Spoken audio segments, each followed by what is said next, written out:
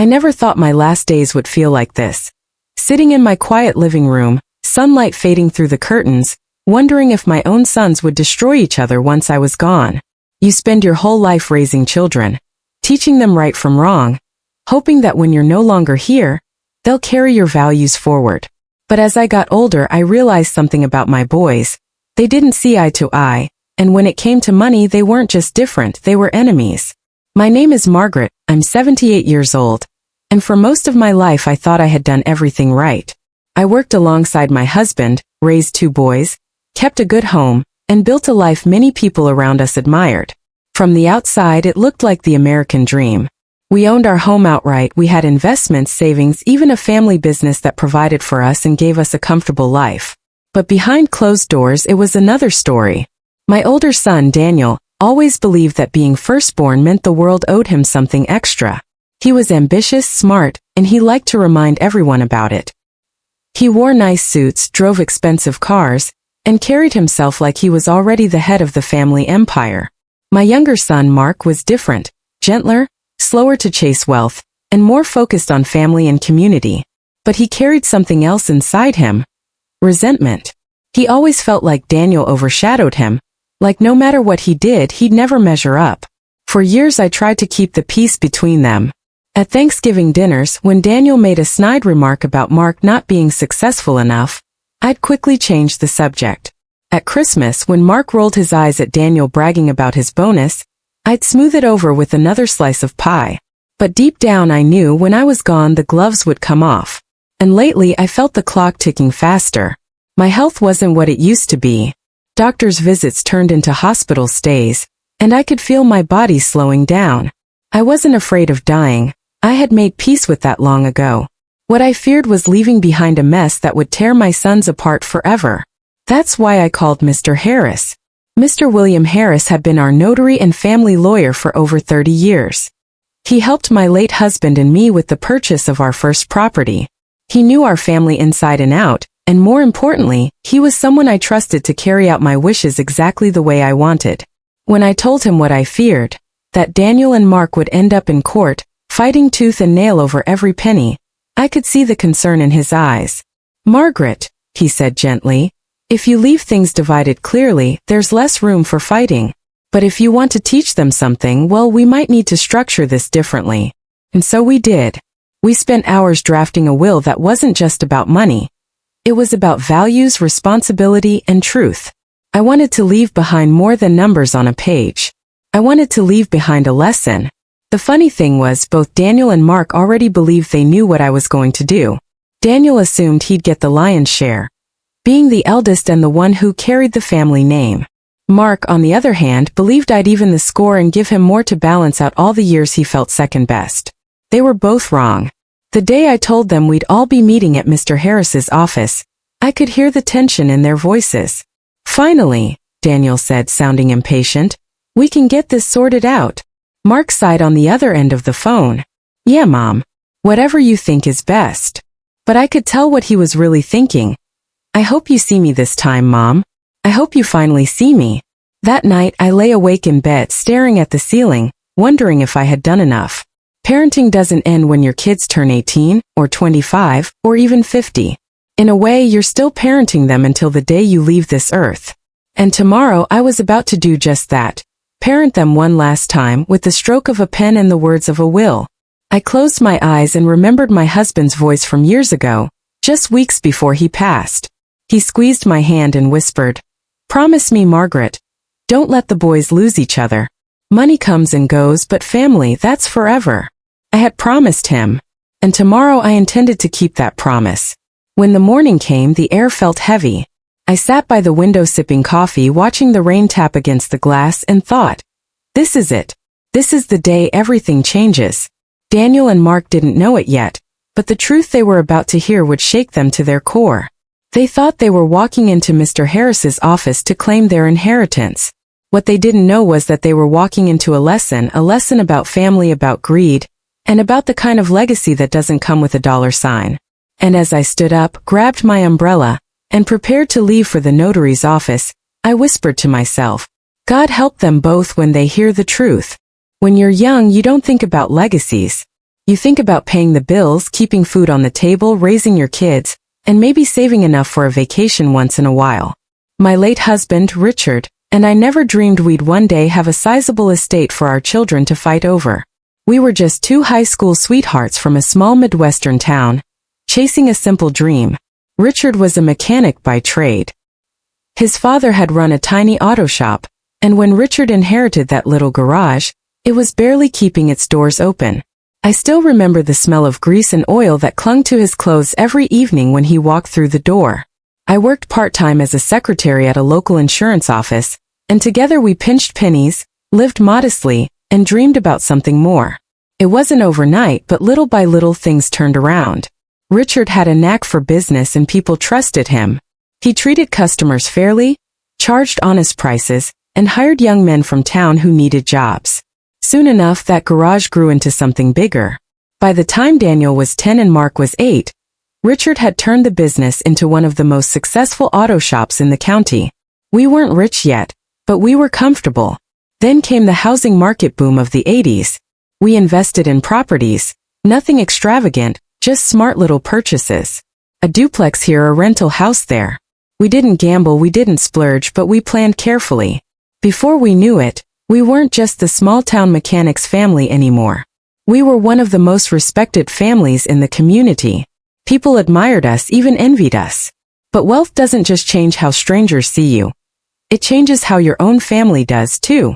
Daniel, my firstborn, was always aware of the money. Even as a teenager, he had expensive tastes. While his friends were happy with hand-me-down bikes, Daniel begged for the newest models. When he turned 16, he didn't just want a used car. He wanted a shiny red Camaro. Richard and I couldn't afford it at the time, and when we bought him a second-hand Ford instead, he sulked for weeks. Mark, on the other hand, didn't seem to care much about things. He was softer, more sensitive. While Daniel dreamed about running the business one day and making millions, Mark dreamed about being a teacher, or maybe a social worker. His world wasn't measured in dollars. It was measured in people, relationships, moments. You'd think that difference would balance them out, but instead it built a wall between them. Daniel looked down on Mark, sneering that he was too soft and naive. Mark, in turn, saw Daniel as arrogant, greedy, and selfish. I'll never forget one particular Thanksgiving when Daniel was home from college. He had been bragging about his business classes and how one day he'd take Dad's shop global. He said it like he was already the boss, and Mark was sitting right there, his jaw tight. "You don't even like cars," Mark snapped, his voice sharp. "You just like the money." Daniel smirked, leaning back in his chair. "That's the point, little brother. Money is what matters. You'll learn that someday." Richard tried to laugh it off, but I saw it. The fire in Mark's eyes, the smugness in Daniel's grin. From that day on, I knew trouble was brewing. Years passed, and their paths only made the divide clearer. Daniel went off to a big university, got a degree in business, and started climbing the corporate ladder in the city. He wore expensive suits, dated women who looked like they'd stepped off magazine covers, and lived like the world revolved around him. He sent money home sometimes, but it always felt more like a transaction than a gesture of love. Mark, meanwhile, stayed closer to home. He got his teaching degree and spent years working in underfunded schools, pouring his heart into kids who came from nothing. He didn't make much, but he found purpose. He'd stop by our house on weekends, help mow the lawn, fix broken shelves, or just sit and talk with me for hours. I loved them both, but I could see the storm coming. Every family gathering was a minefield. Daniel would roll his eyes at Mark's low-paying job. Mark would scoff at Daniel's obsession with money and status. Richard and I tried to smooth things over, reminding them that they were brothers, but the rift only deepened. When Richard got sick, it became even clearer. Cancer doesn't just test the person who has it, it tests everyone around them. Daniel sent money for medical bills, which helped, but he rarely came home. He said work was too demanding. Mark, on the other hand, practically lived at the hospital. He sat with his father for hours, held his hand through treatments, and was there when Richard took his last breath. I remember looking at both of them at the funeral. Daniel in his tailored black suit, shaking hands with people like it was a business meeting. Mark standing silently by the casket, tears rolling down his cheeks. I loved them both, but in that moment I wondered, when I'm gone, will they even have each other? After Richard's passing, The question of inheritance started bubbling to the surface. Not openly, not yet, but I could see it in the way Daniel asked about assets and estate planning. I could hear it in Mark's quiet questions. Mom, what happens to the house when? You know? That's when the fear set in. I didn't want Richard's life's work or my sacrifices to become a wedge that drove our sons further apart. But I also knew, if I left things too simple, they'd find a way to fight. Daniel believed it all belonged to him because he was the eldest. Mark believed he deserved more because he was the one who had truly been there for us. Both felt entitled. Both had reasons. And both were blind to the truth. As I sat at the kitchen table one night, staring at the neat stack of property deeds, bank statements, and insurance policies, I realized something. I couldn't just write a will that divided money. I had to write a will that divided illusions, a will that shattered greed, a will that told the truth about who they were and what really mattered. And that was the moment I picked up the phone and called Mr. Harris. I had always thought of myself as strong. I had lived through the loss of my husband, raised 2 boys, managed a household, and even kept track of our business affairs when Richard's illness took him out of work. But strength is not endless. One morning, as I stood in my kitchen trying to pour a glass of water, my hand shook so badly the glass slipped and shattered on the tile. I just stared at it, water spreading across the floor, shards glinting in the sunlight, and I realized my body was telling me time was running out. The doctor confirmed what I already suspected. Heart trouble. Nothing immediate, nothing dramatic, but enough to make him look me in the eyes and say, "Margaret, you need to start getting your affairs in order." It's funny how a simple sentence like that can shake you to your core. Get your affairs in order. I drove home that day with my hands tight on the steering wheel, the world outside blurring past. Affairs, inheritance, legacy. It all felt so heavy, like the weight of Richard's hand pressing on my shoulder from the grave, reminding me of my promise. Don't let the boys lose each other. That night I sat at my desk and pulled out a yellowed folder filled with documents. The deed to our family home, the auto shop business accounts, the property deeds for rentals, the investments Richard and I had built carefully over the years. To most people it would have looked like a stack of numbers. To me it looked like my life's work, and the source of my children's destruction if I wasn't careful. I picked up the phone and dialed Mr. Harris. "Margaret," he said warmly, "I was just thinking of calling you myself. We need to update your will." I sighed. "Yes, Bill. I'm ready. But I don't want it to be simple. I need it to send a message. I need it to teach my boys something." There was silence on the other end for a moment. Then he said, "Tell me what you have in mind." So I told him. I told him how Daniel believed he was entitled to everything because he was the oldest, the successful one. How Mark believed he deserved more because he was the caretaker, the one who had been present in our hardest moments. How both of them were wrong. They didn't see the bigger picture. They didn't understand what their father and I had worked for or why. "They think this is about money," I whispered, my throat tight. "But it's not. It's about legacy. It's about responsibility. It's about the fact that family is worth more than any dollar amount." Mr. Harris nodded slowly. "So what you're asking me is to create a will that isn't just a division of assets. You want it to be a lesson." "Exactly," I said. "And Bill, I don't care if it shocks them. In fact, maybe it needs to." We worked for hours that week, going line by line, asset by asset. The family home, the heart of everything, wouldn't simply be sold and split. No, I wanted it preserved. Whoever took it had to live there, care for it, and honor it. No flipping it for a profit, no renting it out. The house had memories baked into its walls, and I wanted it to stay that way.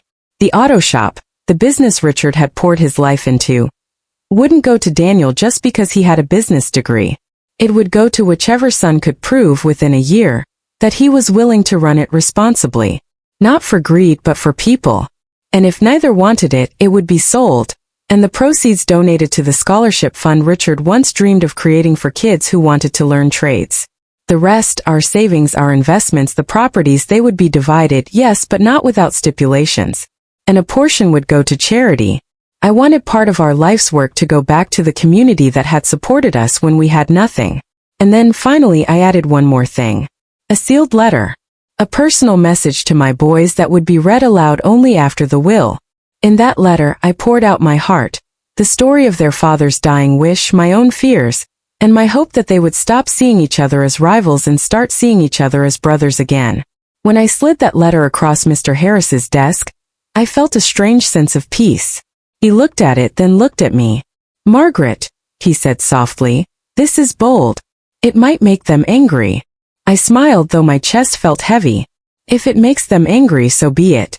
At least they'll finally hear the truth. After our meeting, I walked out of Mr. Harris's office into the cool autumn air. The leaves were starting to turn red and gold, crunching underfoot. I pulled my coat tighter around me and thought, this is it. This is how I keep my promise to Richard. But as the days passed, and my body grew weaker, I began to feel the tension between Daniel and Mark thickening. They both knew a will was coming. Daniel called me one evening and said, "Mom, just make it clean, all right? Don't complicate things. I've got responsibilities. I can put that money to good use." 2 nights later, Mark stopped by with groceries. As he unpacked them, he said quietly, "Mom, I don't care about the money. I don't want Daniel to take everything. He doesn't deserve it." 2 sides of the same coin.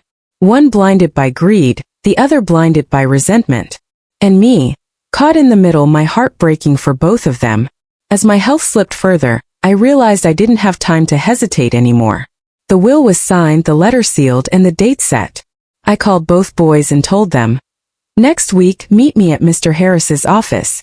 We'll go over everything together." Neither argued, but I could hear it in their voices. Daniel's tone was sharp, impatient. "Finally, we can get this over with." Mark's was quieter, heavier. "If that's what you want, Mom." And when I hung up the phone, I felt the strangest mix of relief and dread. Relief that I had put everything in place. Dread because I knew what was coming. The storm was about to break. 1 week. That's all that stood between my sons and the truth. The morning of the meeting arrived with a steady drizzle, the kind that soaks you through even with an umbrella.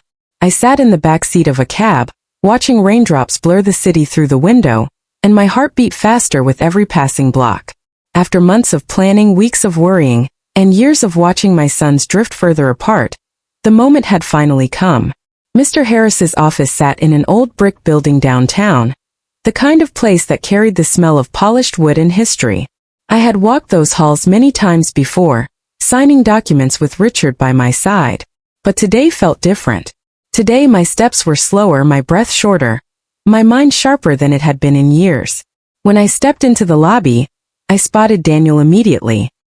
He was leaning against the reception desk, dressed in a tailored gray suit, his hair slicked back just so, his phone in hand. Even standing still, he looked like he was closing a deal. "Mom," he said, sliding his phone into his pocket. He kissed my cheek politely, but there was no warmth in it. His eyes flicked past me, scanning the room. "Is Mark here yet?" As if on cue, the door creaked open, and in walked my younger son. Mark was dressed simply. Dark jeans, a flannel shirt, his jacket damp from the rain. His hair was slightly tousled, his expression wary. When he saw Daniel, his lips tightened. "Of course you're here early," Mark muttered. Daniel smirked. "Some of us have real schedules to keep." I raised a hand. "Enough, both of you. Please." They fell silent, but I could feel the tension pulsing between them like a live wire. They didn't see me as the fragile old woman I was. To them, I was the gatekeeper to everything they thought they deserved. Mr. Harris's secretary ushered us into his office. The room smelled faintly of leather and paper, the shelves lined with thick legal volumes. At the center was a long wooden table, polished to a shine, and behind it sat William Harris himself, his silver hair neatly combed, his glasses perched low on his nose. "Margaret," he said warmly, rising to greet me. "It's good to see you." I managed a smile. "Thank you, Bill." Daniel and Mark each took seats on opposite sides of the table, deliberately leaving as much space between them as possible. I sat in the middle, my hands folded tightly in my lap. Mr. Harris cleared his throat, shuffling papers into a neat stack. "Well, we're here to go over Margaret's estate planning. Before I begin, I'd like to remind everyone that this is a legal process. Interruptions will only make it more difficult. I'd appreciate it if everyone let me finish reading before responding." Daniel leaned back in his chair, arms crossed. "Of course." but his tone said otherwise. Mark glanced at me, his jaw set. He didn't speak, but I could feel the storm brewing inside him. Mr. Harris began with the formalities. The standard introduction about me, my name, my intentions. I heard the words, but my focus was on my boys. Daniel tapped his fingers impatiently on the table. Mark shifted in his seat, shoulders tight. Then Mr. Harris reached the part they had been waiting for. As for the distribution of assets, Daniel leaned forward instantly, as if about to pounce. Mark's eyes narrowed. His fists clenched on the table. "I'll remind you again," Mr. Harris said firmly, his voice carrying authority. "No interruptions." Silence fell, but it was the kind of silence that hums with unspoken words. He continued. "The family home, located at 214 West Maple, will not be sold or divided. It is to remain in the family. It will go to the son who commits to living there and maintaining it as a family residence. If neither accepts this condition, the house will be placed in a trust and donated to the Historical Society." Mark's head snapped up, surprise flashing across his face. Daniel's lips curved into a mocking smile. "Oh, please," Daniel said under his breath. "That's tailor-made for you, isn't it, Mark?" "Quiet," Mr. Harris warned. I could feel Mark bristling beside me. His cheeks flushed, but he didn't respond. "Not yet." Mr. Harris shuffled to the next page. "As for the family business, the auto shop founded by Richard and Margaret, this will not pass directly to either son at this time. Instead, it will be awarded to whichever son demonstrates, within 1 calendar year, the ability and willingness to operate it responsibly. If neither chooses to do so, the business will be sold, and the proceeds donated to establish a scholarship fund in Richard's name for trade school students." Daniel's smirk vanished. "You can't be serious," he muttered. "That business should be mine. I've got the degree, the experience." "Daniel," I cut in sharply, my voice trembling but strong enough to silence him. "You'll listen." Mark's eyes flicked toward me, and for a second I thought I saw gratitude or maybe fear. Mr. Harris pressed on. "The financial assets, bank accounts, investments, and properties will be divided evenly between Daniel and Mark. However, 20% of the total value has already been allocated to the Margaret and Richard Foundation, a charitable trust dedicated to education and community support." At that, Daniel slammed his palm on the table. "You're giving our money away?" "It's my money," I said coldly, fixing him with a glare that made him sit back. The room went still, the only sound the faint patter of rain against the window. Mr. Harris's voice softened. "And finally, there is one additional clause to be addressed after these matters. Margaret has prepared a personal letter to be read aloud in the presence of both sons."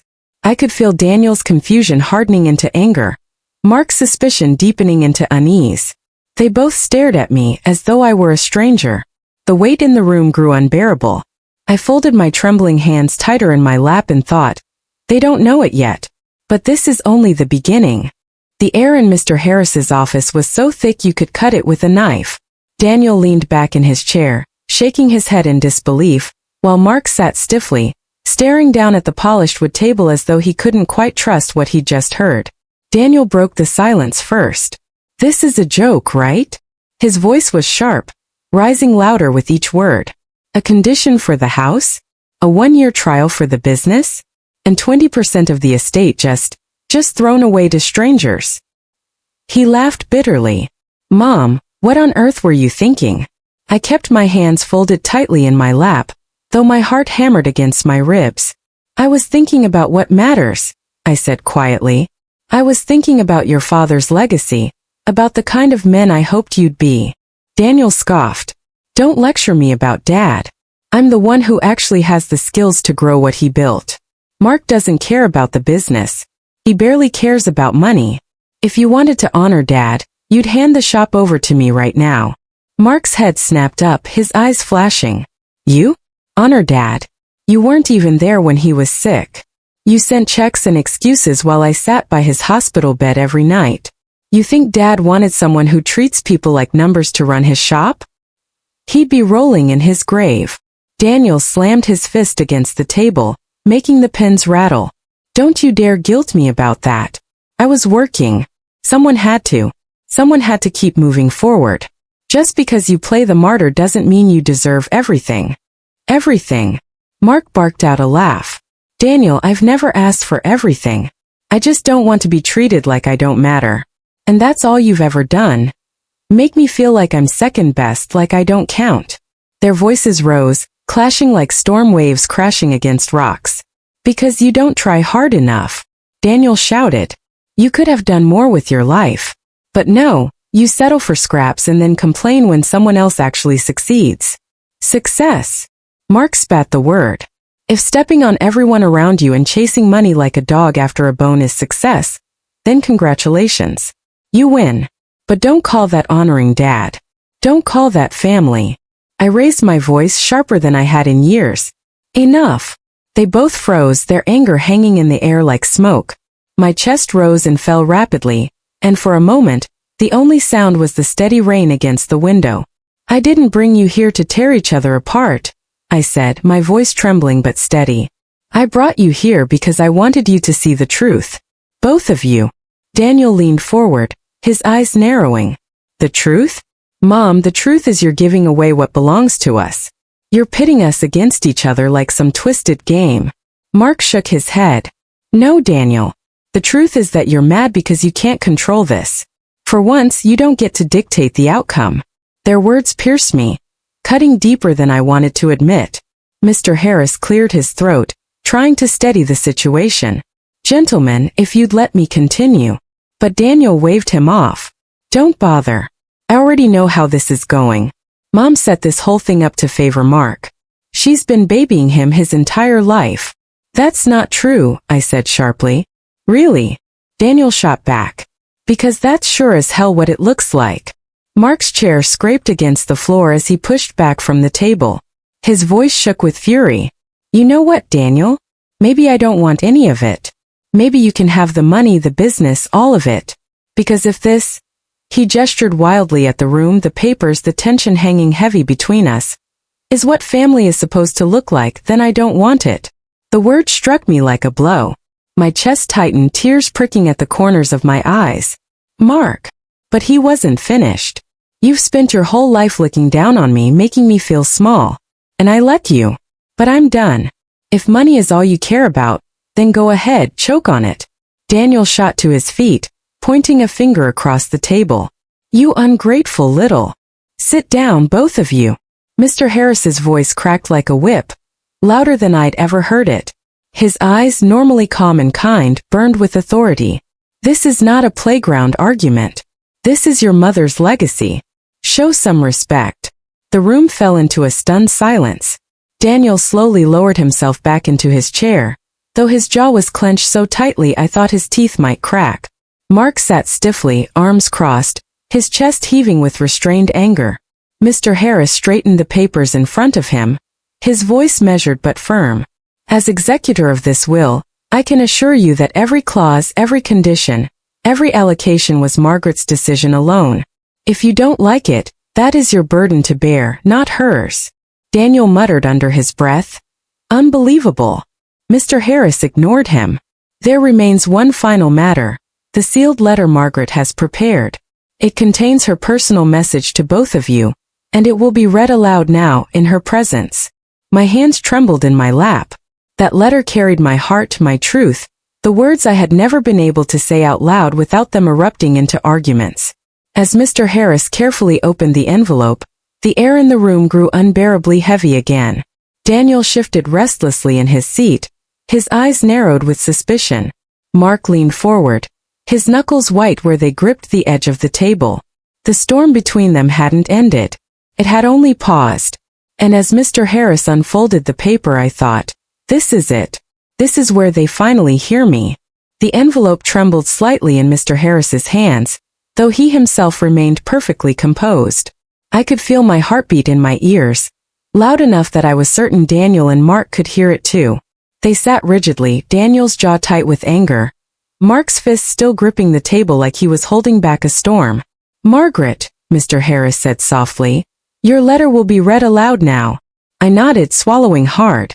My voice felt fragile as I spoke, though I forced it steady. Do it. He unfolded the letter carefully, clearing his throat before he began. To my sons Daniel and Mark, his voice echoed in the quiet office. If you are hearing this, then I am no longer able to speak to you in person. I have always loved you both, though I know that my love has sometimes seemed unequal. Daniel, you have always been ambitious, determined, and capable. Mark, you have always been compassionate, steady, and selfless. But both of you have misunderstood what truly matters in this family. Daniel's eyes flickered toward me, suspicion in every line of his face. Mark leaned forward, intent, as though the words themselves were a lifeline. The house will go to the son who truly cares for it, not the one who demands it. The business will go to the son who demonstrates responsibility, not entitlement. And part of your inheritance has already been given to causes that honor your fathers and my values. I did this because I wanted you to understand that wealth is not a measure of love or worth. Daniel scoffed. She's serious? She actually gave our money away. Mark didn't respond. His eyes glistened with emotion and he swallowed hard. I am not leaving this estate to divide you, the letter continued. I am leaving it to remind you who you are and what we stand for. I want you to remember that family is more important than possessions. If you choose to fight over these things, you will lose more than you realize. Daniel slammed his hand on the table, startling both Mark and me. Lose more? Mom, you think a lecture is going to stop me from claiming what's mine? Daniel, I said, my voice firmer now, my resolve solidifying. It isn't about what's yours. It's about what you'll become if you continue this way. Look at us, look at yourselves. This is what fighting over money does to a family. Mr. Harris paused, letting the words sink in. Then he continued, reading the final passages. Daniel and Mark, you are more than the sum of your inheritance. I have given you this estate not just to provide for you, but to teach you, to challenge you, and to remind you of what your father and I cherished most. Integrity, responsibility, and love. I hope when you read these words, you see the truth not in the assets you receive, but in the choices you make. Choose wisely. A heavy silence fell over the room. The rain outside drummed against the windows, punctuating the stillness. Daniel's fists remained clenched, but I noticed something subtle, a flicker of doubt in his eyes. For the first time he wasn't sneering.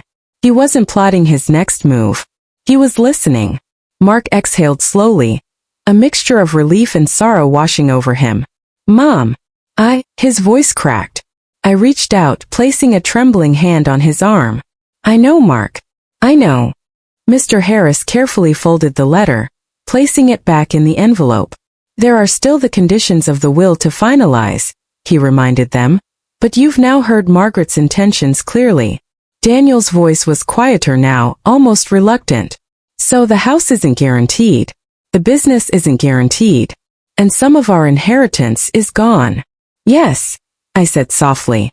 And it's not gone for good reason. It's gone to the things your father and I cared about, the things that matter more than money. And you, both of you, have the chance to earn what you truly deserve. Mark's eyes met Daniel's. For a moment, it was as if the storm between them paused, as though the letter had forced them to see each other differently. Daniel looked away, jaw tight, while Mark hesitated, unsure of whether to push further or stay silent. Daniel started, then stopped. He ran a hand through his hair, frustration and confusion wrestling in his expression. I never thought it would be like this.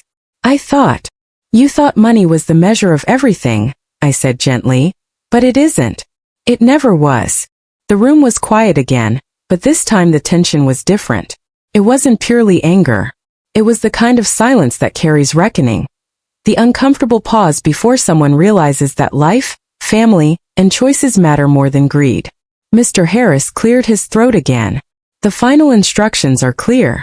Margaret has set conditions for the house, the business, and the charitable contributions. If either of you wishes to accept responsibility for the house or business, there is a process to follow. If not, the assets will follow the plan as written. Daniel's shoulders slumped slightly. He glanced at Mark, then at me, as if he were seeing the room, and perhaps himself for the first time. Mark's gaze softened, the anger in his eyes replaced by uncertainty, hope, and maybe forgiveness. I took a deep breath. I felt the weight of decades lift slightly from my shoulders. This was the moment I had hoped for.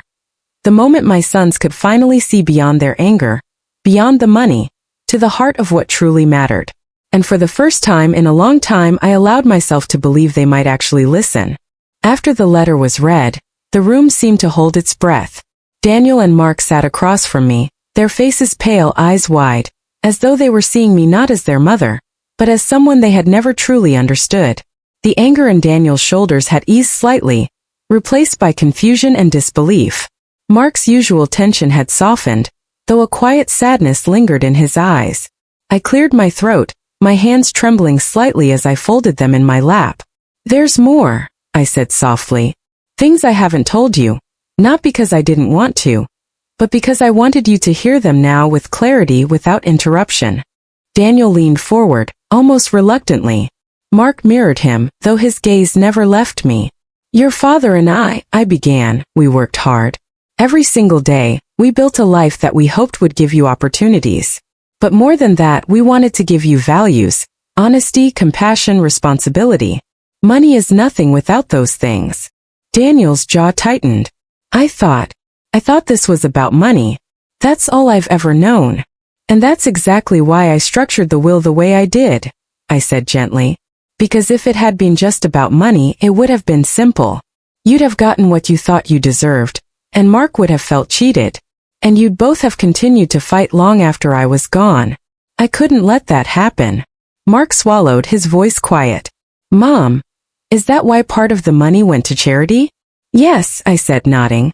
"Richard and I wanted to give back to the community that supported us.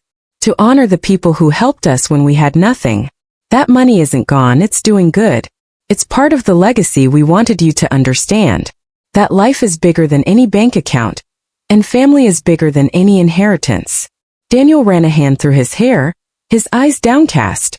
"So all this fighting, all my planning, it doesn't even matter?" "It matters in a way you don't see yet," I said softly. "It matters because it shows who you are, and who you can become. Daniel, you have drive, ambition, and intelligence. But if all of that is only used to take from others or to prove yourself, you're missing the point. Mark, you have compassion, steadiness, and heart. But if you never stand up for yourself, you'll let life pass you by. Both of you need balance. That's what I hoped you'd learn." Mark's eyes filled with tears. I just wanted us to be a family," he whispered. "And we can be," I said, my voice catching. "But only if you understand this. The real inheritance isn't money. It's everything else. It's trust, responsibility, loyalty, love." Daniel finally lifted his eyes, and for the first time that day, I saw a flicker of something other than anger, regret perhaps, or a dawning understanding. I didn't realize," he admitted quietly. "I thought being firstborn meant I had to take everything. I thought responsibility was just about control." "You were never meant to take everything," I said gently. "You were meant to take care of each other. To honor what your father and I built, yes, but more importantly, to honor each other. That's the inheritance we wanted you to have." The room was quiet. Even Mr. Harris, who had seen countless wills and disputes, was silent, allowing the weight of my words to settle. I took a deep breath and continued, my voice steady despite the tremor in my hands.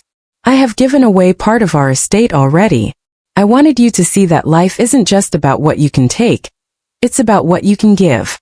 Your father and I worked hard, not to create rivals, but to create a foundation for you to build upon responsibly, with love and integrity."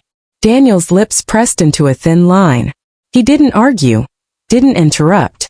He was listening. Mark finally spoke, his voice breaking slightly. "So, the house, the business, the money, it's not really about who gets what. It's about how we handle it." "Yes," I said, nodding. "It's about choices. About who you are when no one is looking. About whether you let greed or pride dictate your actions, or whether you let your hearts guide you." Daniel leaned back in his chair, silent for several long moments. I could see the storm inside him, the anger, the entitlement, the frustration, slowly giving way to reflection. Mark's gaze softened not just toward me, but toward Daniel as well. For the first time, I saw the possibility of reconciliation. Daniel finally said, his voice low, "I guess I didn't see it that way. I was so focused on the money I forgot. I forgot what Dad wanted. What you wanted. What actually matters." I reached forward, placing a trembling hand over his. It's not too late, I said softly. You can still choose to honor that. You can still choose to be brothers, not enemies. Mark's hand joined mine over Daniel's. The gesture was tentative but real. I felt the weight lift slightly from my shoulders, though I knew the road ahead would not be simple. The fight for control, for pride, for recognition, it wouldn't vanish overnight. But for the first time I dared to hope that my sons might truly understand. Mr. Harris cleared his throat gently. The conditions of the will remain, but I believe Margaret's words have clarified her intentions. It is now up to you, gentlemen, to decide how you will proceed. The rain outside had stopped. Sunlight began to break through the clouds, illuminating the office with a soft golden glow. It felt symbolic, like a small promise that storms pass, that clarity can come, and that even in the midst of conflict, there is hope. I looked at my sons, my heart full and fragile at the same time. I love you both, I said, and I hope you never forget that the true inheritance is not in the money or the house or the business. It's in each other, and in the choices you make from this day forward. For the first time that morning I felt peace. The hardest part had been saying the words. Now it was up to them to listen and perhaps for the first time to truly hear. For a long moment the office was silent. The letter had been read, Margaret's words spoken, and yet the storm inside the room hadn't fully passed. Daniel sat back in his chair, eyes darting between Mark and me, his jaw tight, fists clenching and unclenching. Mark sat still, leaning slightly forward, his eyes wet but steady. Then Daniel's voice broke the silence, sharp and raw. You don't get it, he shouted, standing abruptly. The chair scraped loudly against the polished floor. You think a letter and a few clever rules about the house and business are going to fix years of hard work, sacrifice, and everything I've done? Mom, Dad, you built this and now you're telling me I can't even take what I earned. Mark flinched but didn't respond immediately. His hands were clasped on the table, knuckles white. Daniel, he said finally, his voice calmer but firm, this isn't about what you earned. It's about what you understand, about what kind of man you are. And right now, he looked straight at Daniel. You're letting greed blind you. Daniel laughed bitterly, but it wasn't joyful. Greed, he spat. Mark, you think you're so selfless, so noble. You sit there, living off a teacher's salary, playing the hero, and pretending that makes you better than me. That's the difference between us. You've always thought love and kindness could replace ambition. They can't. They won't. I felt my chest tighten. Their words, the sharp edges of years-long resentment, cut through me. I had feared this confrontation, and now it was here. My voice wavered as I tried to calm them. Both of you, please. Stop. Listen to me. This isn't about being better than the other. This is about understanding the life Richard and I built, and why we built it the way we did. If you continue this way, I don't want to hear it. Daniel yelled, pointing at me. I don't care about lessons anymore.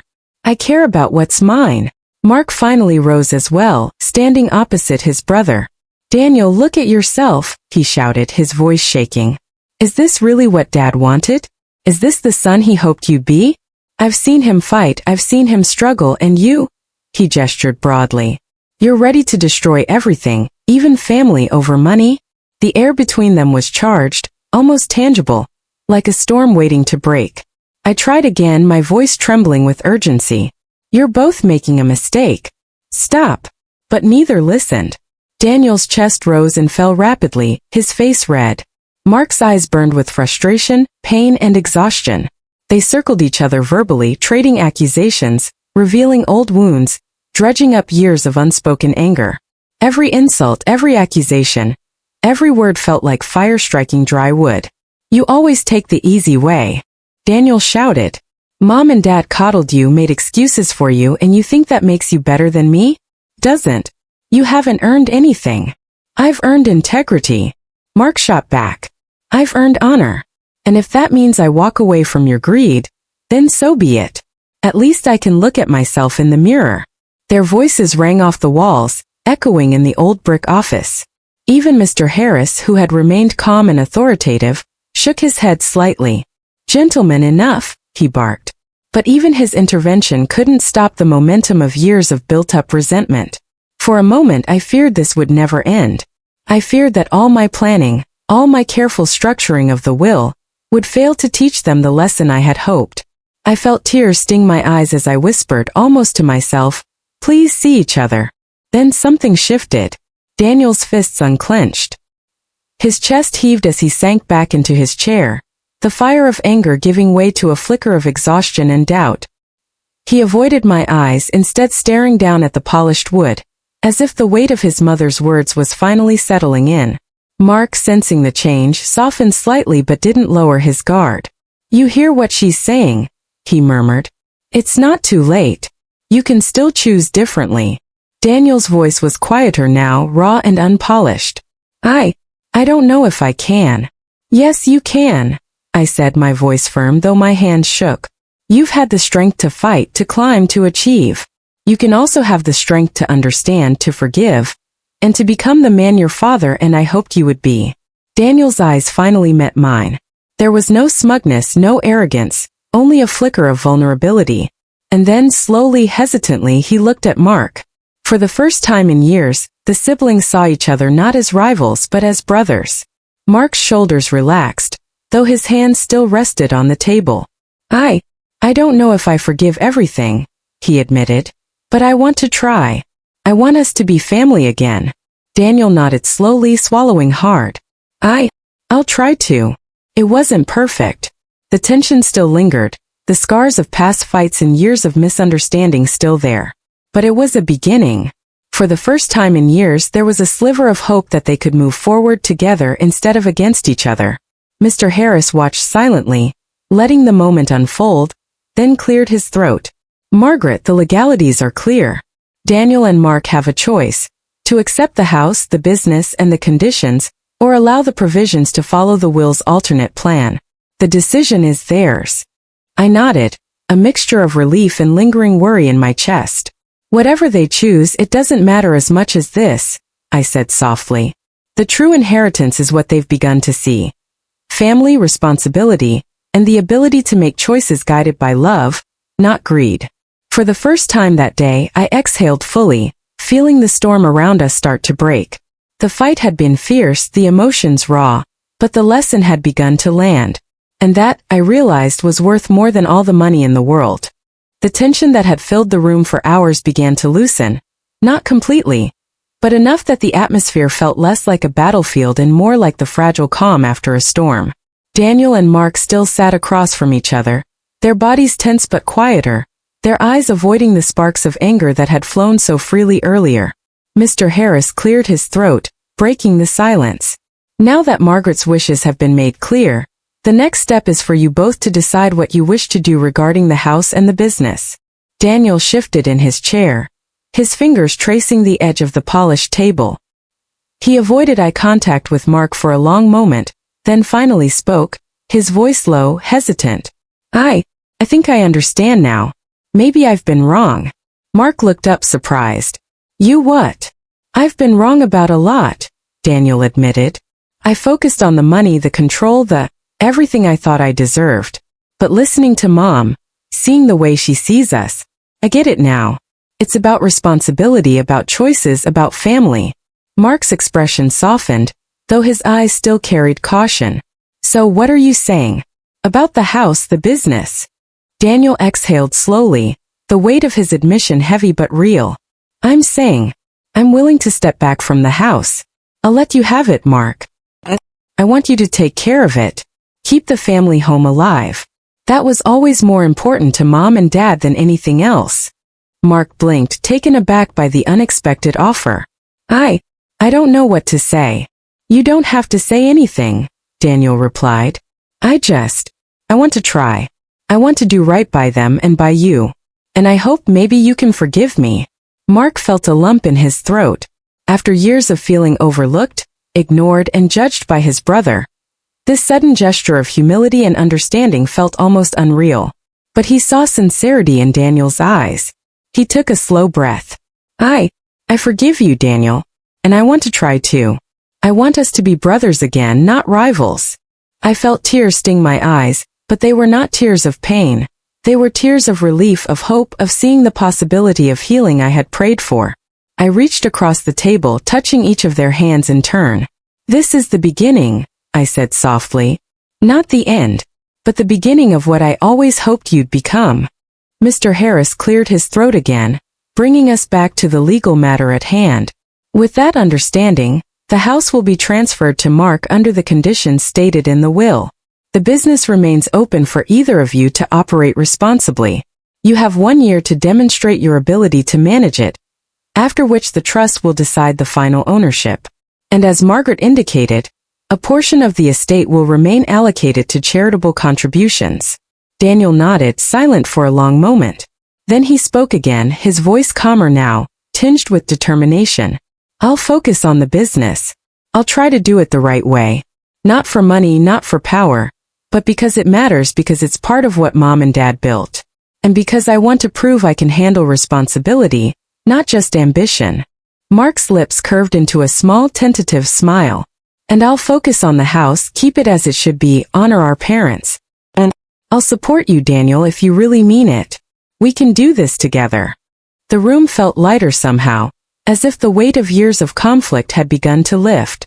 Mr. Harris observed silently, a faint smile tugging at his lips, then nodded. It appears we have a path forward, he said. Not without work, not without effort, but a path forward nonetheless. I looked at my sons, the two men who had once seemed so far apart, now beginning to bridge the chasm that years of misunderstanding had created. This, I whispered, is what matters. Not the money, not the property. It's the choices you make, the respect you show each other, the way you honor your family. Daniel glanced at me, then at Mark, a mixture of humility and determination in his eyes.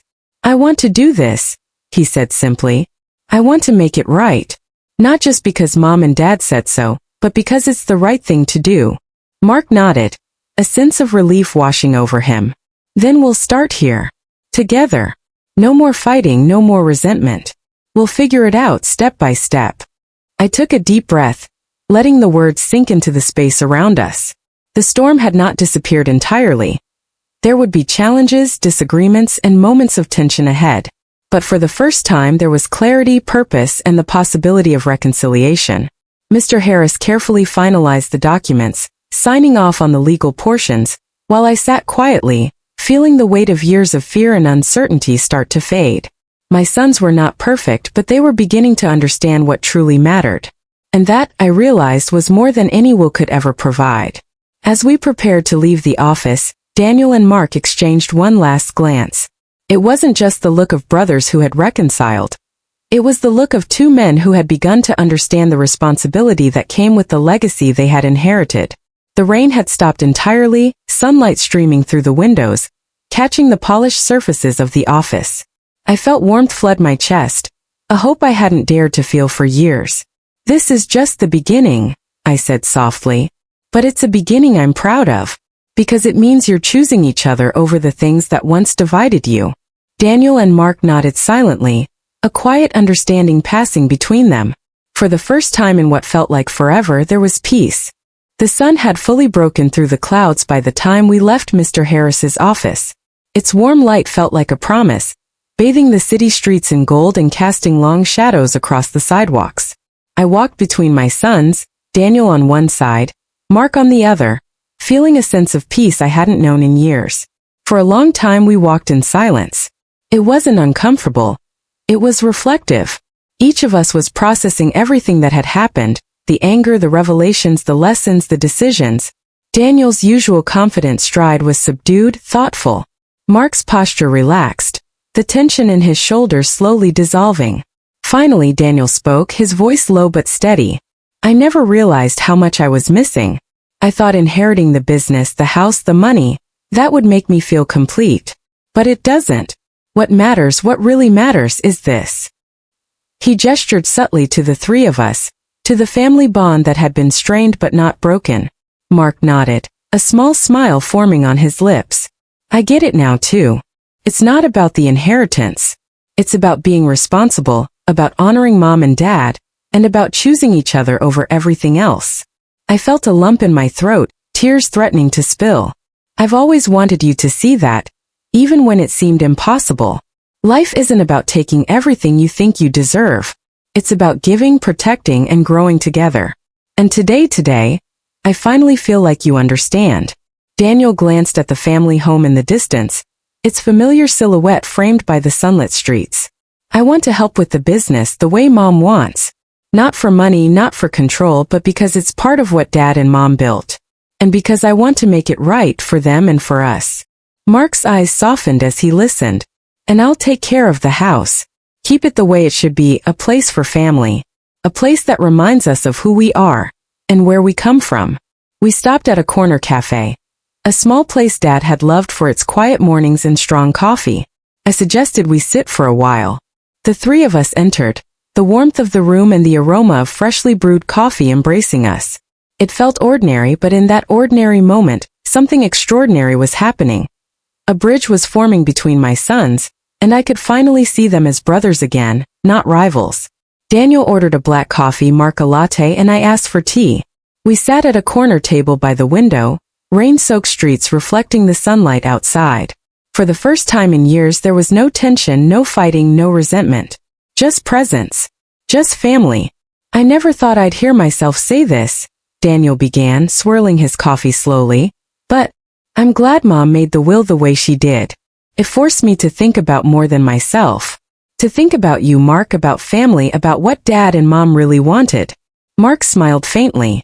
It wasn't easy. I wanted to scream at you sometimes, to punch you, to tell you I was tired of being overlooked. But I understand now. And I'm ready to start over. I reached across the table, placing a hand over each of theirs. It's never too late, I said softly. The past is a teacher, not a sentence. What matters is what you do from here. Daniel and Mark exchanged a look. A mixture of understanding, relief, and tentative hope. We'll figure it out together, Mark said quietly. Yes, Daniel agreed, nodding. Together. The sunlight streamed through the cafe windows, illuminating their faces, highlighting the shifts in their expressions, the softness replacing tension, the understanding replacing anger. I watched them, and for the first time, I felt certain that the storm we had weathered would leave us stronger, not broken. Later, we walked home together, the family home rising before us like a silent sentinel. The lawn was still slightly damp from the morning rain, the garden tended to in the quiet hours by neighbors who had watched over it while we argued and planned. I could feel the weight of years of fear, anger, and misunderstanding finally lifting. Daniel stopped, looking up at the house. I'm ready, he said quietly. I'll help Mark with everything. I don't want the rivalry anymore. I want this. I want family. Mark placed a hand on his brother's shoulder. Then let's do it together. Keep the house, run the business, support each other, just like Mom and Dad wanted. I stepped back, letting them take the lead, observing this fragile new balance forming. My heart swelled. The money, the business, the house, they were important, yes, but nothing compared to this moment. The reconnection of my sons, the understanding that family was stronger than anything else. That evening we sat together in the living room, a quiet conversation unfolding. Plans were made, responsibilities discussed, and for the first time, I felt like the matriarch of a family united not by obligation, but by choice, by love, and by understanding. I realized then that the true inheritance wasn't the house, the business, or even the money. It was the ability of my sons to see each other, to choose each other, to honor what mattered most. The lessons we had hoped to instill were finally taking root. As night fell, I watched Daniel and Mark laugh quietly over an inside joke I didn't understand, their tension replaced by connection. My heart, heavy for so many years, felt light for the first time. The inheritance had done its work, not by distributing wealth, but by teaching wisdom, humility, and love. I knew there would still be challenges, disagreements, and struggles ahead. But now I had hope. Hope that my sons would grow into the men Richard and I had always believed they could be. Hope that the legacy of our family would endure, not because of money or property, but because of the choices we had made, the lessons we had taught, and the love that remained unbroken. As I turned off the lights and prepared for bed that night, I whispered a silent prayer, that my sons would always remember this day, that they would honor the lessons, and that family, true family, would always come first. And for the first time in a very long time, I slept with peace in my heart, knowing that the future of my family, though uncertain, was in hands guided by understanding, respect, and love.